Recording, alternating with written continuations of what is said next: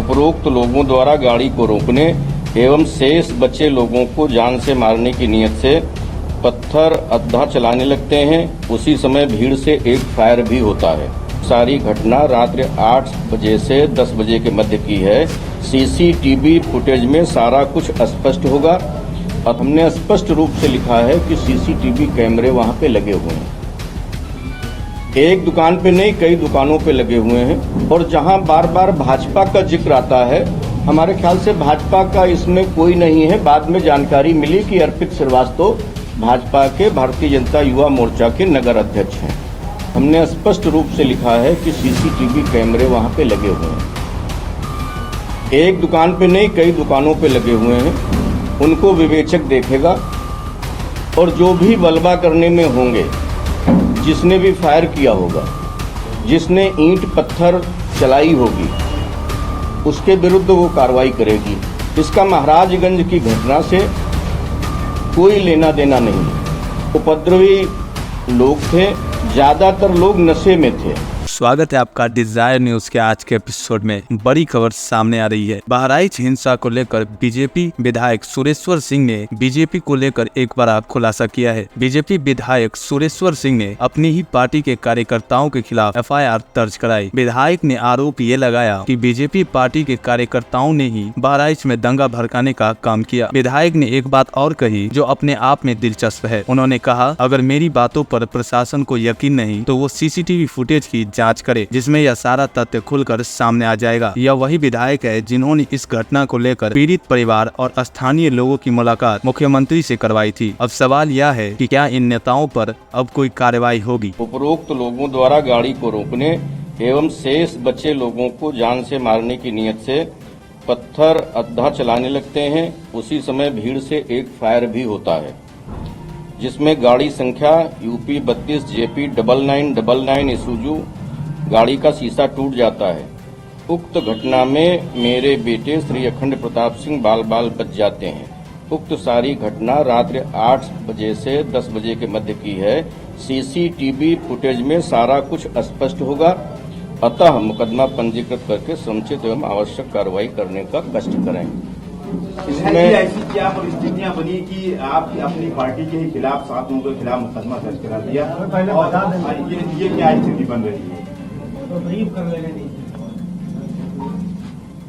पहली बात तो हमने स्पष्ट रूप से लिखा है, मुकदमा लिखा देने से न कोई मुलजिम होता है और न कोई दोषी होता है। हमने स्पष्ट रूप से लिखा है कि सीसीटीवी कैमरे वहां पे लगे हुए हैं। एक दुकान पे नहीं, कई दुकानों पे लगे हुए हैं।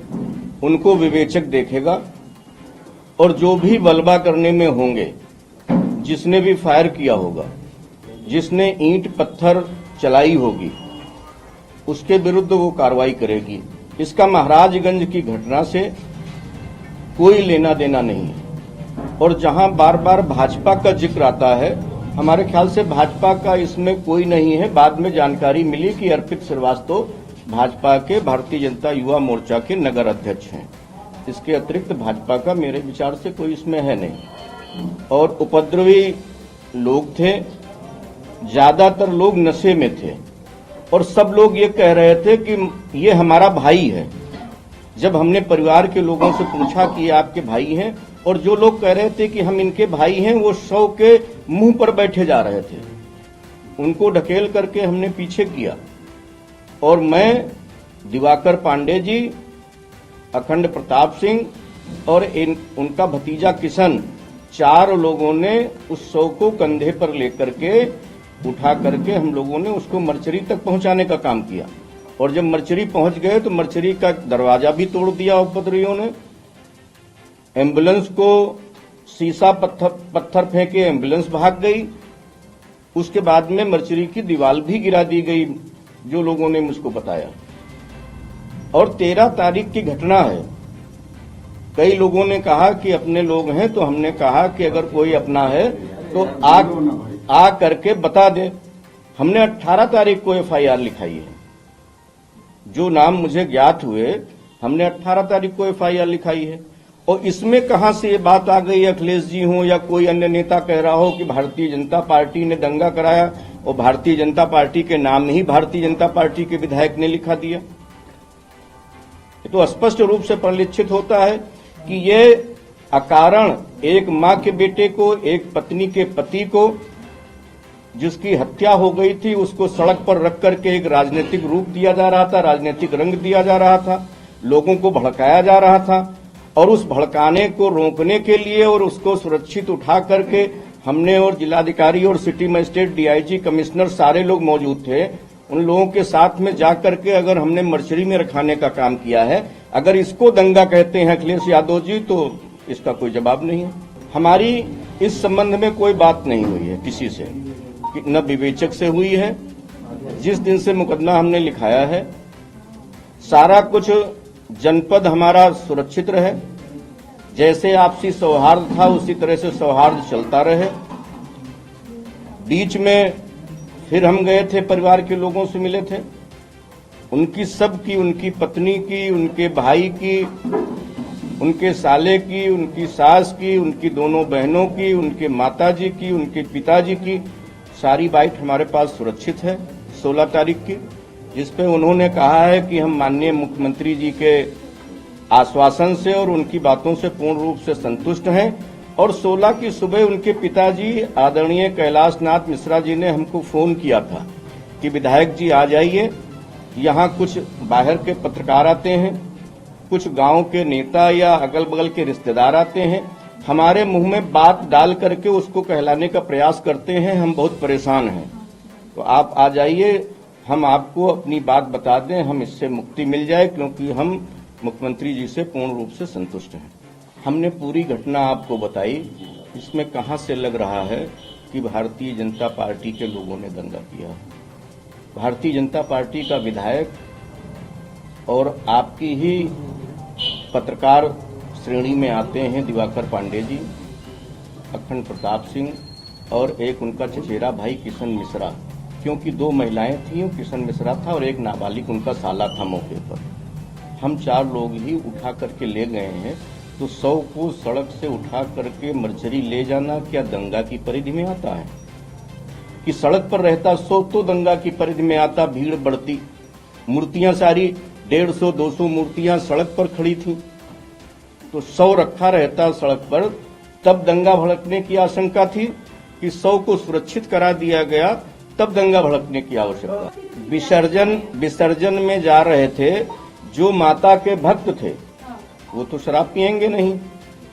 कुछ उपद्रवी लोग हर गांव में होते हैं, हर मोहल्ले में होते हैं। कोई ये कह दे कि हमारे समाज में उपद्रवी हैं, दूसरे समाज में नहीं है, दूसरे समाज में है, तीसरे समाज में नहीं है। कुछ लोगों को इसी मेले के बहाने ही नशा करने को मिल जाता है, तो ऐसे लोग मौजूद थे, उनके बारे में स्पष्ट कहा जा रहा है। अब ये अर्पित श्रीवास्तव जी से आप बात कर सकती हैं, ये जो विवेचक हैं उनसे बात कर सकती हैं। आपने वो वीडियो देखा है, वो 2 सज्जन क्या कर रहे हैं, चिप्पड़ बना रहे हैं कागज पे, तो एक नशेड़ी क्या कर सकता है? अगर आपको नशेड़ी की बातों पर विश्वास है तो फिर हम लोग, जैसे हम राजनीति करते हैं, आप भी समाज के चौथे स्तंभ हैं।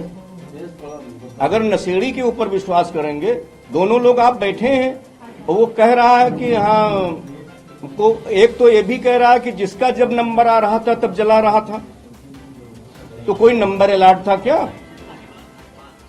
तो जो नशे में है वो नशे की क्रिया को कर रहा है, उसमें बलबा की धाराएं हैं 147, 148, 149 जो पहले होती थी, वो परिवर्तित होकर के 191 और उन धाराओं में परिवर्तित हो गई। उसमें एक धारा लगी हुई है, धारा 34 पहले थी, अब वो संशोधित हो गई है। वो लगी हुई है कि सबके जितने लोग थे वहां सबकी सहमति से ये कार्य किया गया, सारे लोग शामिल थे। तो वो विवेचक का काम है ना, हमको तो पता भी नहीं कि अभी उसका विवेचक कौन है, न उसने बयान लिया है।